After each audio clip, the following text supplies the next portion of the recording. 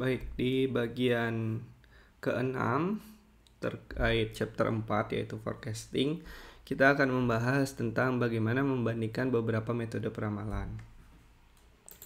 Jadi sebelumnya kan kita sudah mempelajari beberapa metode peramalan dan kita mengetahui bahwa peramalan itu harus dimonitor berdasarkan seberapa jauh errornya dia dengan nilai aktual. Nah, namun kadang-kadang kita kesulitan menentukan metode peramalan mana yang lebih baik dari antara satu dengan yang lainnya.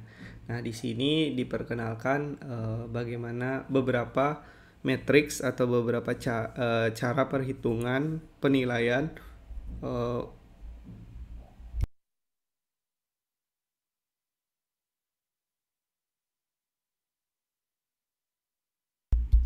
Di sini akan diperkenalkan beberapa matriks atau satuan penilaian forecast yang baik atau bagaimana menilai suatu forecast lebih bagus daripada forecast lainnya, atau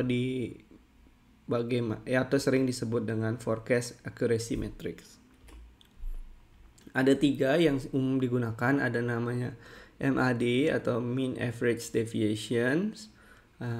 Kemudian ada MSE, Mean Square Error. Kemudian ada MAPE atau Mean Average Percentage Error.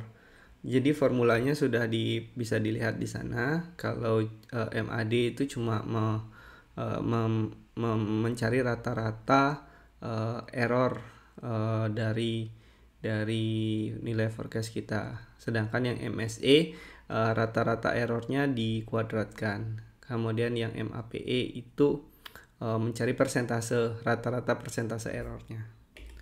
Nah, ini untuk lebih mudahnya, ini adalah contoh perhitungannya. Ketika kita punya nilai aktual sekian, nilai forecast sekian, maka yang pertama dihitung tentu adalah errornya, gitu ya, seberapa jauh. Kalau MAD kita menggunakan nilai absolute errornya saja, di total kemudian dibagi 5, maka kita dapat MAD-nya. Nah, sedangkan kalau MSE, error ini dikuadratkan dulu di total, baru dibagi N-1, kita dapat MSE. Kemudian kalau MAPE, nah ini dicari persentasenya dulu antara si error dengan forecast. Kemudian total nilai persentasenya baru dibagi 5. Ya, gitu kira-kira. Jadi error ini ya tentu semakin kecil semakin baik, gitu ya. Semakin kecil semakin baik. Jadi kita bisa menggunakan pendekatan itu, mana yang nilai errornya lebih kecil itu yang lebih baik. Kemudian nilai forecast ini juga kita bisa tracking ya. Jadi kalau kita punya sistem forecasting, dia akan memberikan kita hasil forecast setiap periodenya.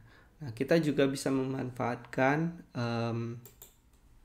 teknik control chart seperti yang kita pelajari sebelumnya, control chart, untuk melakukan apakah forecast kita ini masih bisa digunakan untuk melakukan peramalan dari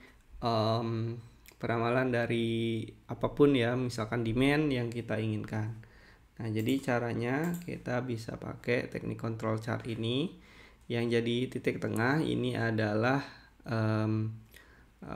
nilai mean square errornya. Jadi center line-nya adalah mean square error. Kemudian upper control limitnya adalah 0 ditambah Z dari akar MSE. Z ini ya nilai sigmanya ya. Kalau kita mau 3 sigma ya di sini Z-nya 3 gitu. Oke.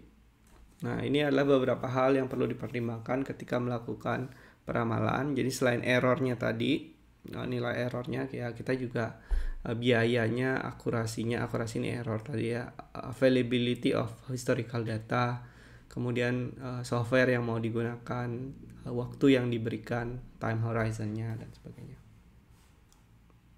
Baik, demikian terkait metode bagaimana membandingkan metode forecasting.